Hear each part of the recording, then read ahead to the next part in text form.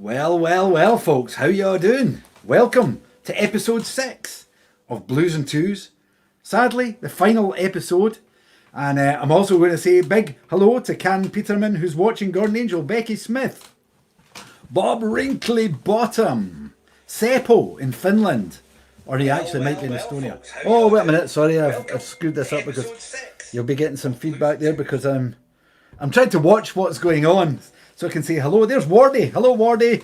I'm Paul Murdoch and Pa. Great to see you all. Thanks for tuning in, folks. So as I mentioned, sadly, this is the last episode 6 in the Blues'n'2s series. It's been an absolute blast. Next week, there will be a full-length concert live stream from yours truly. And then the following week, I'm going to be kicking off a brand new series, Monday night weekly series called Cooking Up the Blues. We're going to be making food and playing some songs, burning water and all sorts of malarkey. Hello, Donna. So anyway, as it's the last night, we have a very special guest. An amazing songwriter, an amazing musician, an amazing guy, journalist, deep blues enthusiast. Hello, Susan Monroe. And I'm going to bring him right on camera now. Say hello to Mr. Ted Drozdowski, live from Nashville, Tennessee. Hey everybody, what's going on? Hey Ted, how's it going, man? Good, Dave. How are you, man? It's good to see you as always. Cheers. Yeah, good to see you too, man. You are one of the good ones out there in the world, man. It's a better place for your presence. And also, hello Karen, hello Adrian. Thank you all for saying hi and tuning in. Oh, well, there's Corinne Angel saying hi, and Arlekin, and Wardy is watching. So there's quite a few folk all on, and I'm sure people... Gordon Angel says, hi, Ted. Hey. Margaret McDermott's watching. All right, everybody. Hey, Gordon. Hey, Bob. One of the problems, viewers, if we can call... Are you viewers? No, you're a streaming audience. And one of the problems that we have is that we can't actually see. We're using a thing called StreamYard, and we can't really see who's watching. Hello, Eleanor Barry. And Melanie, hello, and Adrian. So I'm trying to... Ted can't see in, so I'm having to relay questions to Ted and let him know what the hell's going on. But I'm going to just make a lot of guesses. We'll see how that works. Now, one of the really funny things that I'm noticing on the monitor is that it's my iPad that I'm trying to look at this on. Hello, Margaret McDermott and Eleanor Barry. There's subtitles coming up. Now, nice. My Facebook settings are meant to be don't generate auto captions. And I don't think they'll be coming up for everybody. I hope they're not coming up on everybody's. If they are coming up, well, it'll just give you a good laugh. So anyway, enough excuses, man. What is going down? Well, it's a beautiful day here in Nashville. Nice and sunny. It's in the 90s. Wow. Enjoyed a really good walk with the dog in the park this morning. You know, me and Lori and Dolly the dog have been hiding out, of course, you know, taking our COVID cautions seriously. But we've also been sneaking in some music time and some art time and some other cool stuff too, you know. So everything's been really good. We've watched every single thing on Netflix, and we're almost done with Amazon. At least everything free. Awesome. Oh man, I was trying to think. This is also informal, and it's more of a chat, really. But for the hello, John Tate. But for the benefit of all the folk watching, we met. It must be over 10 years ago we met. I think first. So, or maybe it was 10 years ago exactly at Blues Rules in Switzerland. Yes, it was that. Yeah, and we met specifically. It's just sort of funny. You had a build up before I met you. The two guys who were promoting Blues Rules, which is Tomas and Vincent, they said, we're going to go to the airport and we're going to get this guy. He's really crazy. He's just a maniac. He's going to scare the shit out of the audience. He's going to like maybe come right up in their faces and everything. You're going to love it. I'm like, okay, cool, whatever. And then I didn't see you or meet you until that night when we all played that show in Geneva. And I thought, well, yeah, that's pretty much as billed, man. I think I like this guy. He's as disturbed as I am. Oh wow, that was a great festival, and you know, the Blues Rules family kind of lives on. I don't know if Vincent's watching just now, or Thomas. I know Vincent does tune in when he can. But you know that there was so many relationships and friendships and all sorts of things through that festival. It really was great. Yeah, and I'm still in touch with like Chris Lofsberger and Noff Noff and a bunch of other characters from that festival. Oh yeah, Noff Noff! Yep, My Noff guy. Noff. Now it's Mark Tuchinoff, is it? Yes, that's him. Yep. I for some reason I was able to say Vincent Delsupex, but I never got Mark's surname, so I just called him Noff Noff. Do you know how he got the nickname Noff Noff? No. Okay, he was working with a bunch of reggae musicians, right? And you know how he tends to talk and go on and on and on? Eventually the musicians, when he was talking a lot, would just say, Nuff, Nuff. like enough. Oh, well. I mean, I think the next time our paths crossed was on my first proper US tour, 2013. Yes. You and Laurie were very hospitable and kind to us when we came to Nashville. Well, it was funny because we got an email from you guys. It's like, hey, we're coming through. We have a week off. Can we stay at your house for a week? And you know the old thing about fish and relatives starting to smell after 3 days? You know? So we're like, a week. It's a long time. Oh, fuck. But they seemed okay. All right, let's try it. And then we just had an amazing time together. We had so much fun. You know, we did Nashville correctly that time for sure. It was a great. Hey, Alan Brickman, what's up, man? Oh, well. So, That's my friend. It's my friend. Oh, Alan great. Are you able Too. to? Are you actually able to see what's going on as well, Ted? Yes, I am. Yeah, I've got the good. comments turned on, so I see Scott here and cool. Robert and some other people, and Bill and Melanie, and my friend Alan Brickman just tuned in from New Orleans. Oh, great. Hello, Alan. How's it going? Oh, man. And then, and we've done some amazing gigs together in Nashville, not just your house concerts. What was the series called? The East. Oh, our South Side Sundays. Yep, a couple of house concerts. Yep. And then I think we all went to the Family Wash one night, and I know we caught you down in Franklin at Kimbrough's Pickin' Parlor. So you have left your mark on the area, Dave. And then we had an amazing night up at the Omega tent. Yes, the Omega tent. Hey, Scott and Melanie, hello. Yeah, the Omega tent was a trip, wasn't it? Well, the Omega tent, for those who don't know, the Omega tent was a laboratory. It was called Omega Lab. It was a 24-track studio, and it was in a military surplus tent, the kind you would set up in the desert and pull a tank into to do maintenance on. And it could probably fit like 35 people or so, you know. And they had a wood stove heating it, which is really great. And they'd cook dinner for everyone in the wood stove. And they had pipes running through the tent to keep it heated in the winter. Not very well, but, you know, they did their best. And eventually, when there was a flood here in Nashville, they ended up getting the Dolby 5.1 speakers from one of the local movie theaters. So they had this giant floor-to-ceiling theater system in there, and were then able to mix in Dolby 5.1 all inside of a tent. And the tent closed, but about 2 months ago it reopened again. Oh, is it? Yeah. Great. Is Whit still doing stuff there? Whit is still good friends with Rob, but he's not doing stuff there. Now he's actually kind of a key DJ in town at WMOT, which is the big roots station here. That I actually recorded an album in 2015 in the tent called Love and Life. It was the Sister Man album. Yeah, that was all made in a tent, which is pretty crazy. Wow. And it sounds Well, it was an amazing place. Yeah, and we had Danny and Tacey and everybody came up to that show. Yeah, everyone came up from Colorado. Yeah. And the thing I remember most about it was, though, before I played, I usually put, things out my pocket, like my phone and my keys or anything, in the lid of my effects case. And it was over near one of the sort of walls of the tent. And I was just about to start playing, and I had and I thought, fucking mad, I must have left my phone in vibrate or something. What the fuck's that? So I went over, and my phone wasn't on, but there was this big fucking beastie on the wall of the tent. Yeah, I don't know what it was. Yeah, one of the things I wanted to do that I never got a chance is whenever it rained over there, you just hear hundreds and hundreds of frogs at night. And I always wanted to record the frogs and then do a guitar duet with the frogs. So that's on my list. A real frog chorus. Yeah, exactly. A real frog chorus. Oh, man. Talking of choruses, How about fancy hearing, letting everybody hear a little bit of Ted Drozdowski on his tricone, I think? Yeah, it's a tricone. Yep, I've got a 1997 tricone here. It's shiny. Ooh. It's very shiny. Yeah, Right. Yeah, I wanted one of these for years, and really love your guitars as well. And I spent a lot of time looking for them, and finally found this one two Decembers ago in Nashville at Carter Vintage Guitars.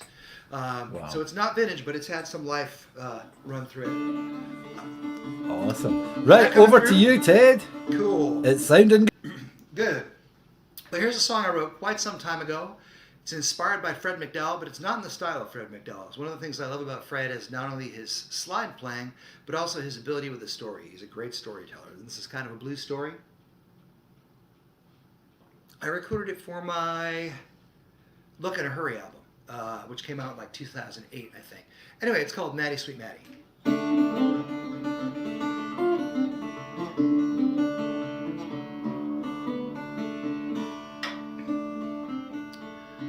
Well, Maddie, sweet Maddie, what can I get, Lord, for you in jail?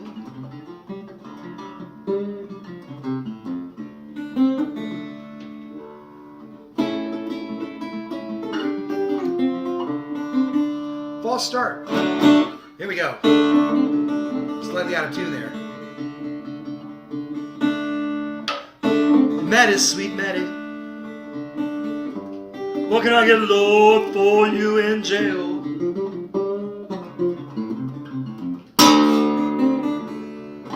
Said, Lord, little Maddie,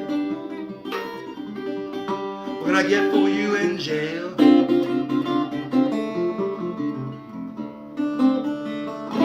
I'm so sorry, Maddie, ain't got no money to hook your bail.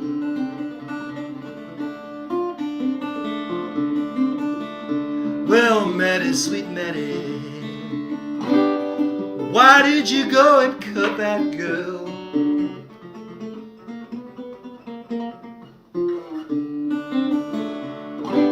Said, well, little Maddie, why did you go and cut that girl?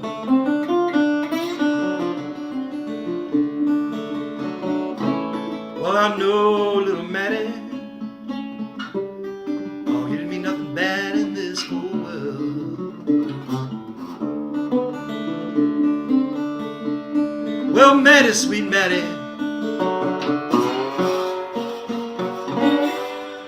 gonna put you on down to that parchment farm.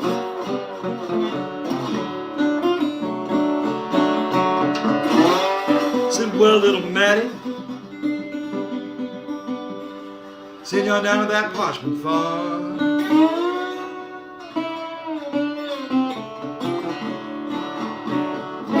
Well, you know, darling Maddie, no, you didn't mean that girl no kind of harm.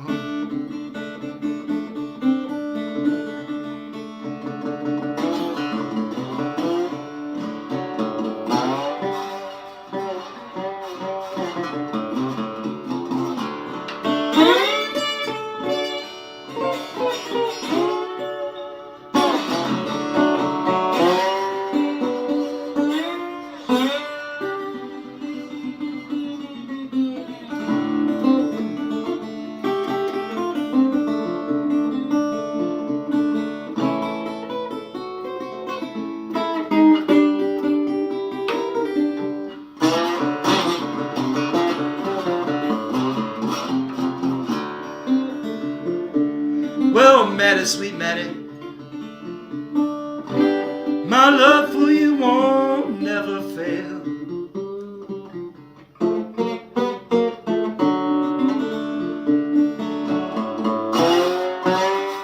I said, little Maddie, my love for you won't never fail.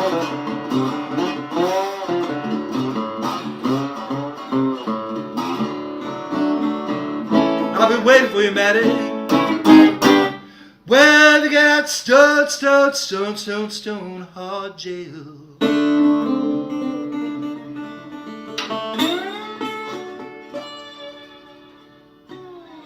And that's the story of Maddie. fucking splendid, man. Oh, thanks. Really, really, really cool. I had a little tuning malfunction at the beginning there, but we got on track. Bob Brinkley Bottom saying good clear sound, and Drew Littlejohn is loving your sound and telling me well, follow that, Dave. Yeah, so that's going to be that was always going to be a hard one for me to try and follow. But while you were playing there, as well as listening and watching, I was trying to reply to some of the comments, and so right when Ted's finished this, I'm going to ask him about R.L. Burnside, because R.L. Burnside is a hero of mine, a hero of yours, Yep. and a hero of lots of people's that are watching. As well he should be. You had a very good relationship with Mr. Burnside, didn't you? Yes, RL and I were friends, and I consider it kind of one of the great gifts of my life, you know? I mean, I never would have imagined, you know, that I would meet this guy in Mississippi and that we'd hit it off and remain pals till the end of his death. He was very inspiring, and he's the reason.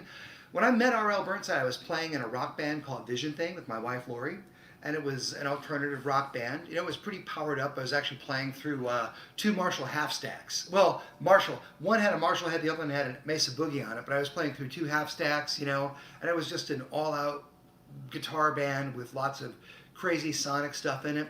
And then I go down to Mississippi. You know, I've always been a blues fan, but I never really wanted to play the music because I didn't really think that I could necessarily do it justice, you know? So then I go down to Mississippi, and when I'm Was down that there, a train whistle in the background? yeah, that was my dang phone, so I just shut that off. So I thought sonic mode was supposed to be, silent mode was supposed to be on, but apparently it was less on than I thought. But anyway, I thought it was a real one. Sadly, it was not. Although we are close enough that you can hear the real ones, just from a different era. But we got a beat on where things were happening in Mississippi and went down. And one morning we left Boston, where we were living at the time, and ended up by that afternoon in Junior Kimbrough's juke joint. And there was RL playing on stage and Junior sitting at a chair on the other side. And then they switched off. And there was hardly anyone there, maybe like 16 or 17 people on a Sunday afternoon. And it was amazing. And the first thing that struck me is it was so loud. Those guys played so loud. It was fantastic, you know. But anyway, we talked, and I met RL, and we chatted, and then they went on tour a short time later to Boston, and they didn't know anybody there. So I took a couple of days off work. They were going to be in town for 4 days, and I took those days off work, and I kind of put myself at their disposal. You know, took them around town, did whatever they needed to have done, and went to all the shows, and we ended up becoming friends from there on in. You know, and RL, it's sort of funny. Eventually, RL invited me onto stage to play with him. Was a life-changing experience. And I knew it was because I'm up there playing with him, and I'm thinking to myself, well, I'm really playing on a stage in front of a packed house with R.L. Burnside. And this shit is just tearing it up, you know? What's the white boy doing here, you know? And then when I got off stage, you know, and R.L. just kept giving me the eye and smiling and thumbs up the whole time. It was so much fun. And then I got off stage, and my knees buckled. And I thought to myself, well, something happened here tonight, you know? And what happened was it put me on a path toward thinking about guitar differently and songwriting differently, and ultimately about life differently because of my friendship with RL and Junior Kimbrough and R.L. Burnside. But I led Jesse Manhill. And I went from like playing with a pick to finger picking to working in open tunings and doing one chord stuff and just kind of getting deeply into a bunch of different things and writing songs that had more of maybe a character that straddled my life and their lives a little bit until I found myself at a place where I felt that I could have my own voice and work in that medium musically, you know. Took a while to get there. But I feel like I eventually got there. Yeah. Well, when I was trying to come up with some sort of online artwork for this. Oh, hello, Maureen Saunders. Maureen was in Nashville actually not so long ago, and we recommended lots of places. But when I was going to do the artwork and stuff, banners and things for this Blues'n'2s, there is that picture of you playing with RL, and it's a great picture, but I don't know. I really considered using that to promote the live stream, but I thought, yeah, well, it's better just to have you talk about it, man. But of all these guys, he's the only one of that generation that I ever got to see live. Not long before he died, he played, I think Kenny Young was playing with him and it was at King Tut's in Glasgow, and it was rammed. It was an amazing show. Yeah, I bet it was. Kenny Brown, probably, right? Yeah. Yep. And it What was, did I say? Kenny? Kenny Young, I think. Yep. Kenny Young, Kenny Brown. Kenny Brown. Yeah, and probably Cedric on drums, most Mm-hmm. likely. Cedric is great. Cedric's playing guitar and singing now, too, and he's really just killing it. Thank you, Bill Keane. I appreciate that on the great signing resume. And Karen. Yeah, man, those guys were pretty amazing. I mean, R.O. was very funny and very warm, told a million jokes, told great stories, but he was such a great slide guitar player. And he had so much power in his playing, He just really drove it hard all the time. I just loved what R.O. did. And then, and then Junior Kimbrough, I mean, that guy, that was... To me, seeing Junior Kimbrough in his juke joint on that first day, I had this weird quasi-mystical experience where literally almost in front of my eyes this web formed, and I could see it joining Pink Floyd and Captain Beefheart and Ali Farka Touré and John Coltrane. He seemed to be the nexus of all that really, really great music based out of different African styles. But he was this link between psychedelia and world music and free jazz, and I just felt like Junior was just, that was totally the shit. And of course, Jessie May was just amazing on her own terms. There was no one else like her. She came up out of that Mississippi fife and drum band tradition, and she just had this beautiful one-chord, rollicking, open-hearted style. She was just fantastic. It's their feel, it's their rhythms, and sometimes they don't. What they seem to be doing seems so uncomplicated, but they had. There was a feel and a drive and a power that you just can't bottle that up. I know, it's crazy. It's absolutely crazy. Amazing, man. And it always seems uncomplicated until you try to play it. Yeah. And it's how often? How do you do that? How often have we played gigs and people have said, "Oh, I'll play along with you because it's blues. It's dead easy." Well, it's quite easy until we start fucking with the rhythm and shit. Yeah, people who try to sit with me. It's not everybody who can sit with me, And also, I don't really want to sit in with everybody else either. I just like to, if I go to hear somebody, it's like, I'm here to hear your music, I'm here to be entertained. I'm here for you to really kind of open up my world a little bit. I don't need to hear, I can hear my shit all the time. Yeah, I'm with you in that. I'm talking about hearing my shit. Yeah, what are you gonna play for us, Dave? I'm looking forward to this. It's a funny thing. I hadn't. I can, for some reason, I never plan what I'm going to play in these things, and I'm desperately trying not to play the same songs. Pardon me, twice. But as I'm doing, the next week's full concert live stream is in association with a whiskey company called Smokehead, who I have a very good relationship with. In fact, I think you probably had some Smokehead. I have, as a matter of fact, sampled their product several times. When we were in Jersey, and was it October time? You were up in Jersey, and I had a gig at some weird ass place. Yes. Plus, did they make that crazy scotch we had at your house when we were visiting in 2018? You had this great bottle of scotch. It was a single cask bottle. And that was Glengoyne, I think. Oh, Glengoyne, that's right, exactly. You just put it in your mouth, and you didn't have to swallow it; just evaporated. It just sort of... Glengoyne is Smokehead is a sister company of Glengoyne. Excellent. And their branding is great. So they're supporting next week's live stream, and there's going to be some really great news from Smokehead that I'm going to break next week. Well, actually, they're going to break it first. They'll be announcing stuff on Sunday, I believe, and then I'll be reinforcing it on Monday.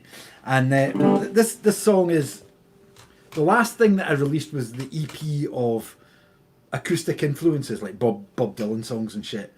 And but before that, I had a couple of singles, and I haven't played either of them on. I haven't played any of them on these live streams, other than the concert ones. And this is one I kind of wrote with Smokehead in the back of my head. It's called "Stick to Your Guns," and I'm going to try and sort this camera out. And there's a while. I think I did play this in a concert live stream.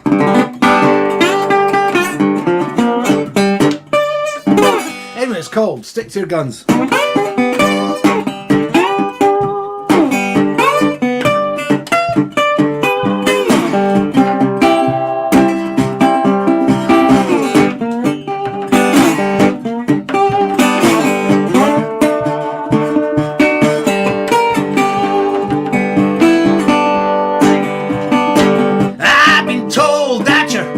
bold, smoky and sweet, the kind I like to meet. Oh, everybody wants to spend time with you. Oh, everybody wants to spend time with you.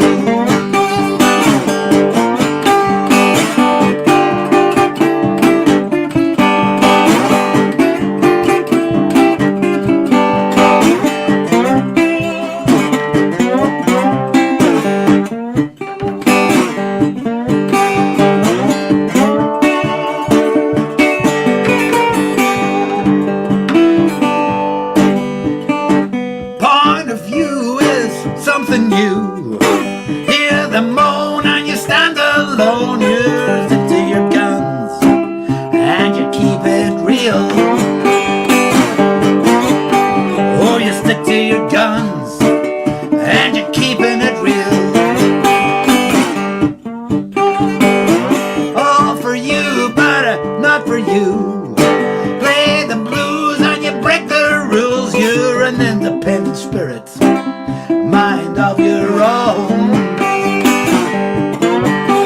You're an independent spirit, mind of your own. Come on.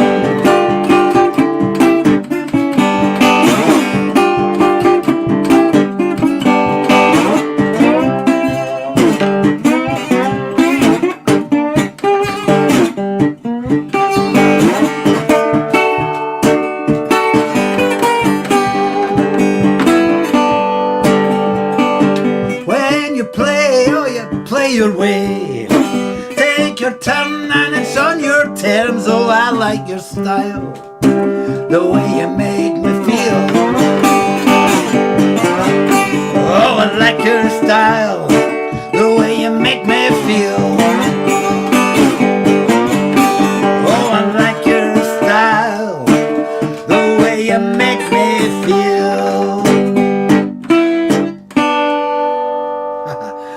Hello, Carol Burkmeyer, and hello, Damien Beattie. I just spotted you were watching. That was Stick to Your Guns, which is my kind of Smokehead song. And that is exactly how that shit's supposed to go. That style of slide playing and the finger pinching and all that stuff. Bravo, man. Thanks, man. Bravo. Oh, wow. Oh, hey, and Melanie, the proper Mississippi term for that is hush your fuss. Just in case you're wondering. Hush your fuss. She had a note. Actually, I didn't see what you were. I didn't see what you were referring to there, Ted. What did she ask? Oh, she, I think, was joking about my mentioning a potential rival liquor company, and she said, "Shut their mouth," or something like, "Oh, hush their mouth." And the actual term that I'm familiar with from Mississippi is "hush your fuss." See, in Glasgow, would just say "shut the fuck up." Ah, there we go. You know, I'm familiar with that term too. But I don't mean that. I don't mean that at all. And I just miss. Hi, thanks, Cam Peterman. And I notice here, Gillian Scott, thank you, and Wardy, and Bill Keane wonders if I play through some Marshall. Thanks, Bill. Not too far away, man. There's some Valve overdriven madness coming your way soon. Not in this, not in this live stream, but these are purely acoustic. So what's the lockdown been like for you in the? I guess what would you say you're mid-south? How do you describe Nashville geographically in America? Yeah, Nashville is described as the Mid-South. It's also described as the buckle of the Bible Belt, and it's the home of more religious publishing companies than anywhere else. Yeah, exactly. As an atheist, that doesn't, whatever. Fuck you all. You're welcome. Yeah, exactly. But it's, it's pretty, it's funny. I'm pretty liberal. So sometimes, even though I've been here for 13 and a half years, I experience culture shock. You know what I mean? But otherwise, for a musician, it's a great place to live. There's lots of other musicians here. There's lots of other arts here. It's really close to, just this fertile area of American music. Like Muscle Shoals is an hour and a half away. Clarksdale, Mississippi is 5 hours away. Memphis is 3.5 hours away. And then there's all the great stuff that's come out of Nashville itself. So you're kind of in the belly of the musical beast here, which I really like. And I've been talking. I'm really cranked up because I'm excited about this. I've been, like everybody else, I've been holed up with COVID, so I don't get to talk to that many people other than Lori and the dog. So if I'm talking too fast, folks, just tell me to slow the hell down. Or tell me to hush my thoughts. Dolly and Laurie are good company. They are. They are good company. Yep. And Lori's a tolerant listener. The dog gets more tired of my shit. It's funny you saying though that Clarksdale would be like 5 hours away. I mean, 5 hours from here we've got Manchester. Right. But right. We also have Liverpool, which could be a big deal for some people. But it reminds me of I've always thought American things. Well, most American things. Not, of course, Trump and all that shit. But anyway, we won't go down that rabbit hole. But I remember I've got a cousin in New York. Actually, she's my second cousin, Ginny in New York. She's very kind and supportive, and probably been very instrumental in me coming to the States to play. And a few years ago, she was over here. It was before actually I think I'd done a tour at all in the States. And she was over here, and she came up to the house for a meal, and we're talking, and I was like, yeah, it's just that I think, American cars are much funkier than... Now, funky to our American friends, funky in here means really kind of cool and a bit quirky. I think funky to you means kind of broken, doesn't it? Well, no, there's two. It can mean kind of broken, or it can mean cool. I took that to mean cool. Hey, Peter Parchek. The esteemed American guitar player Peter Parchek has just tuned in. And hello. And Peter's one of my favorite people and a great friend. And one of the last things I did before going into the COVID cave was I cut a solo for Peter's next album. It's a little electric and whistly and Roy Buchanan-y with a lot of those kind of things going on. Because you're very progressive and inventive with guitar sounds and stuff. Is when you plug in and stuff and do all that stuff, man. Thank you. I really enjoy. I mean, I just feel miserably every time I try and do anything like that. And you're just being unkind to yourself because I've seen you play electric guitar and you kick ass. But you were saying something about funky cars, and I accidentally. Oh yeah. I said to Ginny, I said, so I think I hear. I have nothing against Scottish folk music and traditional Scottish music or British music, but it's kind of not that exciting and not that cool. And in a way, I suppose it's been part of the root of what we love as Americana and blues and country. But so I said to Jenny, I said, I think, is the grass on the other side of the fence always greener? So I think your music's much cooler, your cars are funky, the food's better, more exciting. I said, do you think the same thing about Scotland? And she just went, nah. I explained it. Except for haggis, of course. Oh, man. So, how about another wee tune from your end, man? Okay, I will. Twist my arm. What am I going to do? All right, I'm going to do something. One of my favorite blues guys, one of my favorite contemporary blues guys is Tom Waits. You can all argue with me about that, but I think Tom Waits is a blues man. And I just love Tom's work. And I kind of wrote this song inspired by Tom Waits, but also I got the idea for it one day. We had just played this really shit gig in a biker bar in Pennsylvania. And the promoter for the show had booked us into a hotel. And we couldn't get into the hotel earlier because nobody was actually at the hotel office before the gig. After the gig at like 1 a.m, someone let us into the room, and it was like I just walked into a dead smoker's lung. Like the walls were black. There was a coating on all the bedclothes. We didn't even shower in there. I ended up sleeping completely dressed in there with one of the towels, one of the bath towels, which was about this big, behind my head on the pillow. And I just slept on top of the bedclothes and just hauled out of there and took a shower the next day. It was horrible. And I thought, man, this is what it must feel like to be a washed up vacuum cleaner salesman. And then about 10 minutes later, it was like, song idea. So this song's about a washed up vacuum cleaner salesman. Great. And it's called Dreaming. It's called Dreaming on the Road. All right, here we go. By the way, welcome to the two-tone orange room. This is part of our dining room. I've got the computer on the table, but that is a Pez collection up there. That is part of Lori's Pez collection. And this is the darker orange. This is the lighter orange. And yes, we like orange. So, more of that mystery water. And here we go.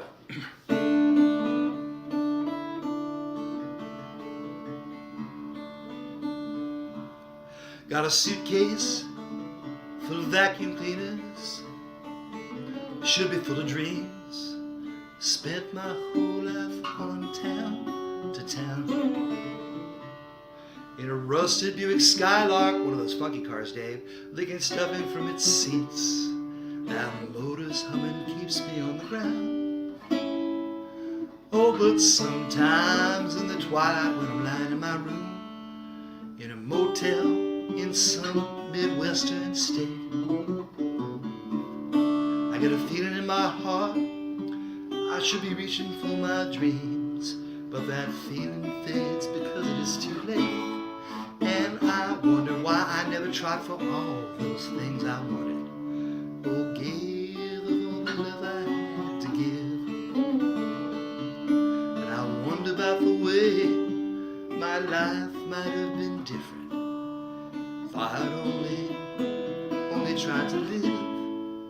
But for an old man in a motel down on US 27, these questions don't give comfort to a soul. So I click off the remote control, slide under the blanket, 'cause tomorrow they'll be dreaming on the road. Well, tomorrow they'll be dreaming on the road. Well, there's always time for dreaming on the road.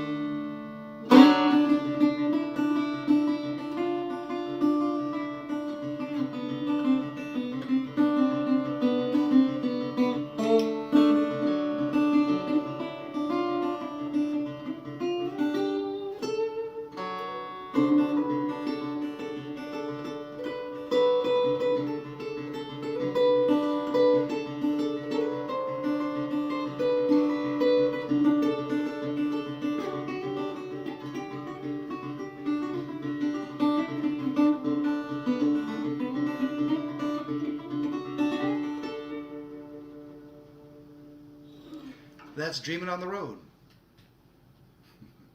It's got a little coda. Ah, fantastic. Nice one, Ted. That Thank you, guitar sir. is really sounding amazing. I'm I know- really so happy with it. So happy with I it. know a lot of the sound comes from your fingers and your bottleneck and your picks and your fingers and you in there, but it is a sweet guitar, man, as well. Man, I looked for one high and low for years and years and years, you know. And I'm sure I tried 35 of them at least. And then I found this one. It was sort of funny because they had this tricone from 1997 and a 1934 tricone next to each other in the same shop. And I tried them both, and this one just beat the 34. You know, like collectors and purists would go for the 34, but, you know. Thank you, You know, the everybody. thing I'm is glad you that- like the song. I'm never really very sure what I can see a collector's interest in really old instruments, but you know, you pay through the nose for an instrument that's got like a warped neck and won't stay in tune, and things have moved on. And I played in last January. I was up in Norman's Rare Guitars. Oh, up yeah, in, yeah. Ventura in LA, and we did a wee video from there, which was really good fun with Sarah Rogo. She was working there. She invited me along. We met at the NAMM show, and she invited me along to do a video and some promo and stuff. And the guitar that I picked to play was like a 1929 tricone in it. It was a lovely guitar, but you know, if you saw the price ticket, it would give you a heart attack, and it didn't. It didn't growl. I mean, I think half the problem was that the strings on it were too light. I've got a feeling if they put heavy strings on it, it would have just imploded because of the age.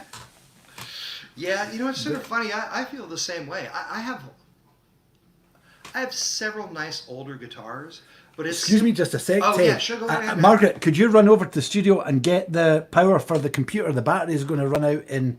I've got 3% of battery. No. Right, you'll need a key. Margaret. Oh, Stanley. It's we've got I just noticed we've now got 2% battery. You're gonna have to hurry. We've got 2% battery. So this is where it becomes. We've gone from being like a musical thing to a suspense mystery. You know, will he make it? 2% of battery left. It's a race against time. So, I didn't bring the power. This computer lives in the studio, and I didn't bring the power adapter because I thought it's 100% full, so it should be okay. But geez, I hope Margaret can. The studio's way out that way. I know. I've been out of the studio. Yep. Oh, it's raining right now. Oh, yeah. Bummer. And in the control panel, it just says it's now at 2% and red. So if it all does go tits up, folks, we will be back in a second. But I'm hoping that... Come on, Margaret. She's running. Yes, here we go. Oh, Margaret saves the day. I hope. Here she comes in the front door. In the front door with the cable. Oh, right. She's fucking awesome. This is high drama, yes. Can you plug it in somewhere? Exactly. Adrian and Bill. Totally dramatic. This is dramatic. I don't know if this normally gets this exciting, but we've been able to crank this one up. We'll probably get more viewers. Yes! Right, do you want to come and... I heard that sound. Margaret, come here just a sec. You need... This is the person who has just saved our asses.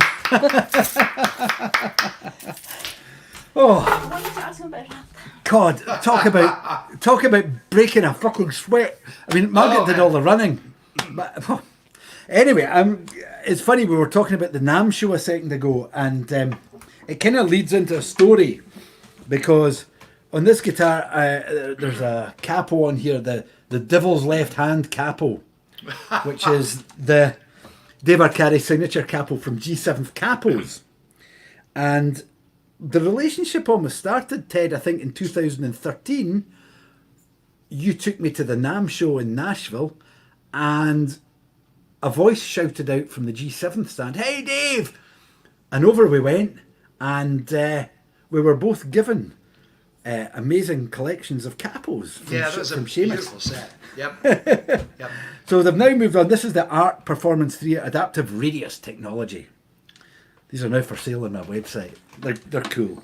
But the other thing is that this song, the last single, the one after Stick to Your Guns, I don't really normally do covers, but for some reason I did. I'd been farting about with this sort of Merle Travis kind of thing, and it reminds me a little bit of Ralph Stanley.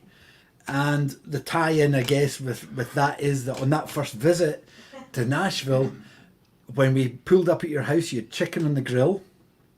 Then you told us that eat quickly because we're taking you down to the Ryman. You're going to see Ralph Stanley. And then you met us after the show and took us to Robert's Western World, which is probably my favourite place for music on the Strip. Most other places I just kind of boil my piss because they're too cheesy. Yeah. So I thought I would do something, or I would attempt to do something with normal guitar and some finger picking. So let's see what happens with this if I can get it together.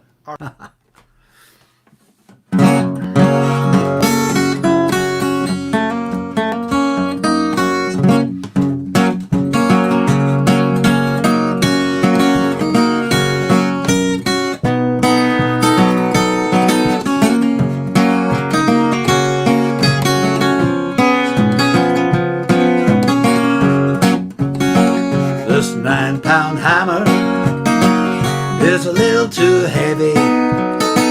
Body for my size, body for my size. Going up the mountain, see my baby, but I ain't coming back. No, I ain't coming back. Oh, roll on, buddy, buddy, won't you roll so slow? How can I roll when the wheels won't go? Oh, roll, buddy, put on a load of coal. How can I roll when the wheels won't go? Guitar.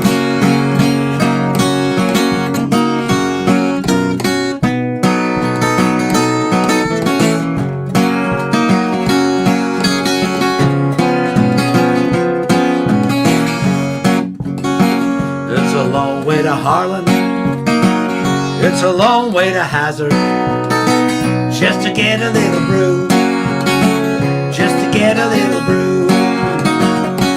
When I'm long gone, make my tombstone out of number 9 coal, out of number 9 coal.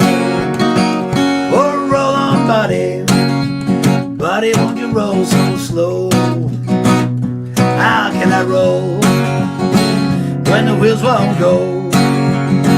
Oh, roll on, buddy, put on a load of coal. How can I roll when the wheels won't go?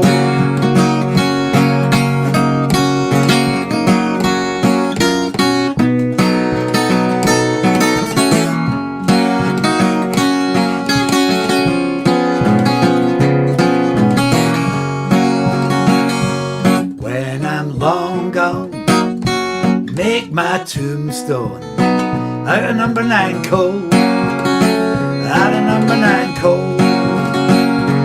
When I'm long gone, make my tombstone out of number 9 coal, out of number 9 coal.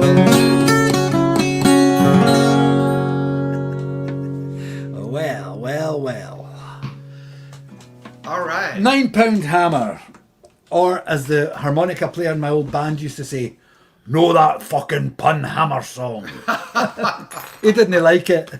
Awesome. Oh, Awesome. wow, thanks, man. Yeah, a lot of my family comes from the area that number 9 coal comes from in eastern Pennsylvania. You know, my grandparents were both, my grandfathers were both coal miners and stuff, and I had a lot of uncles and things who were there too.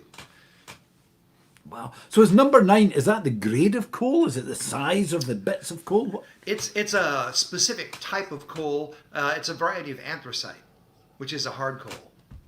It's a really black. So you could make a shiny tombstone. Oh, you can. You can definitely make a tombstone of number 9 coal. Yeah. Oh, wow. Yeah. So has lockdown kind of lifted a little bit, or are you guys still pretty locked down? Well, considering that we've had like zero guidance from the federal government, and that our governor here is a hardcore Trumper, Tennessee is a mess, you know, as is a lot of other places down here. Yeah, it's bad. You know, it's kind of, I mean, it wasn't that bad for a while because we didn't have a lot of massive outdoor stuff, but it just kind of kept going and going. And, you know, we've got people on Broadway who are going down there and just defying the Nashville city ordinances to wear masks. You know, there's literally on Saturday and Friday nights, thousands of people down there intermingling shoulder to shoulder, not wearing masks. You know, and then they're going back home because they're down here as tourists, and then they're bringing the virus out. You know, I guess the short answer is it's a fucking clusterfuck. Yeah, am I not supposed to say that on the on the live stream? There's no language restrictions. Okay, good. I have managed not to say my favourite one, but I'll tell you what, you need to check out. There's a Scottish comedian called Janie Godley. So it's Janey, and then her second name is Godley. And just check her website, check her pictures. She's not a Trump fan. Check her. She also does these mashups of her. Scotland has got a really good First Minister. And she's very eloquent and very polite. But you can read between the lines a little bit, like, you know, why are you fuckers no wearing masks, you arseholes? She wouldn't put it like that, but Janie Godley does these voiceover mashups where she kind of says what she thinks Nicola Sturgeon is actually thinking and wants to say. Yeah. And it's absolutely fucking hilarious, man. You should check it out. And also check out what she did when Trump came to visit Turnberry, the golf course that he owns. But, okay, there's been a bit of a spike in Scotland and Aberdeen over the last couple of weeks. And again, it was like they opened up the pubs and people are meant to be socially distanced, but people have a few drinks, and then the next thing is everybody's on top of each other. Yeah, not that's literally. the thing. Yeah, but I got invited to play some shows recently, and they were at a brewery, and I thought, no, you know, from what I've been hearing and what I've been seeing, you have a couple of drinks and people decide that it's okay to come up and talk in your face and all that stuff. And I had some sort of weird virus in in June that knocked me down for a month. It had pretty much all the same symptoms except for serious lung stuff and a loss of taste and smell. So it may have been some sort of minor variant. I'm not really sure. I had a test, it came back negative. But anyway, I was really sick for a while. I'm still struggling with trying to get my shit back together on singing and stuff. So, whatever. To hell with it. Music is 1,000 times better and more important. Actually, obviously everybody's health is important, but music is important to the soul, Yes, absolutely. And we can't do anything, we can't do anything to counteract what assholes want to do, whether they're the president or just a schmuck who's too dumb to put on a mask. So all we can do is try to lead our lives and play some music and try to make ourselves and our friends happy. Yeah, absolutely, man. We'll drink to that. Cheers. More water. I'm gonna wind up in a moment or two, but if you can hang about, Ted, after the broadcast is finished, we'll have a quick catch up. Not that we've not caught up already, but I'm not going to pull the plug once the live stream's ended. If you stay in the green room, we can catch up little bit, and I'll say cheerio to Ted for the time being, and I'll be with you in a couple of minutes. Ted, thanks again for being an absolutely awesome guest. Cool. And if I can say one thing, I just want to thank everybody for all their cool comments and stuff too. It was really nice to see what everybody thought. Thank you all, and thank you so much for having me, Dave. Oh, well, thanks for being part of it, man. And I'll catch you in a minute or two. Well, folks, the awesome Mr. Ted Drozdowski. It's been really splendid to have all the guests on that have been on here. We have this was the last episode, as I mentioned earlier, which is kind of sad in a way because it's been great fun, and we've had Andy McGibbon from Belfast or Lurgan, we've had Tom Jordan from Wisconsin, we've had Charlie Parr from Duluth, we've had Ted this evening, we've had Andres Roots from Estonia, and we've had Ismo Haavisto from Finland. I just want to say a huge big thanks to all these guys for coming and being part of this and sharing some stories and sharing some songs, not just with me but with all you guys as well. It's been an absolute blast. Next week I'll be doing a full-length concert live stream on this page, facebook.com/Dave Arcari Music, and that bridges the gap between the end of the Blues'n'2s series and a new Monday night series I'll be doing 8 p.m. UK time, same place, same time on this page, called Cooking Up the Blues, which will feature music and food and cooking and all kinds of malarkey and shenanigans. I'm actually I have no idea how it's going to work, how I'm going to pull it off. I've got a couple of weeks to get my shit together on that. But meantime, I look forward to seeing you next week at facebook.com/Dave Arcari Music, 8 p.m. UK time, 2 p.m. CDT, Central Daylight Time in the States, and I don't know what times anywhere else. You'll have to work that out for yourselves.